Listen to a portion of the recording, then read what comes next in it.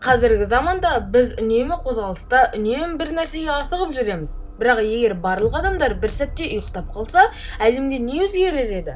Әлемдегі күнделікті өмірдің жеделдігі мен тығыздығы бір сәтке тоқтап, табиғат пен қоғам қалай бейімделер еді? Келіңіздер, осы қызықты сұраққа жауап іздеп көрейік.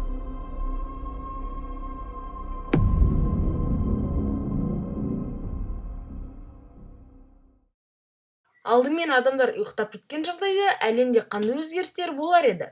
Әлеуметтік құрылымдар тоқтап қалатын еді. Көшелерде көлік қозғалысы жоқ, жұмыс орындарда ешкім болмайды. Дүкендер мен қызмет көрсету орындары жабылады. Әлем бір сәтке тоқтап қалғандай болады. Бірақ бұл өзгерістердің қайсысы уақытша болар еді, ал қайсысы тұрақты болуы мүмкін?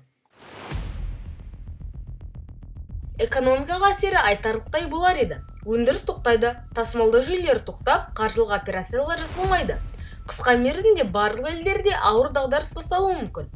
Әлемді тоқтатып қойып, табиғат өз дамуын жалғастырар еді. Көшеде ешкім болмаса, жануарлар өздерін еркін сезініп, қалаларды, көшелерді аралай алар еді. Парк пен табиғат аумағында тіршілік қайта қалпына келер ме? Әрине, бұл жағдай көп уақытқа созылмайды. Бірақ бір сәтке болса да, жер бетінде адамзаттан тыс тыныштық орын алуы мүмкін.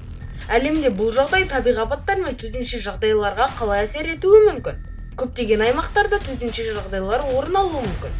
Өйткені адамдардың жауапкершілігі мен бақылауы тоқтайды. Жауын-шашын, су тасқыны, жер сілкінісі сияқты құбылыстар орын алуы мүмкін. Адамдардың ұйықтауы тек физикалық күйдің өзгерісі ғана емес, психологиялық әсерлерге де алып келер еді. Бұл кез келген адамның терең ішкі әлеміне үңілу мүмкіндігі болады. Әр адам өзінің арманы мен ойларын толығымен сезініп, зерттеп көруі мүмкін.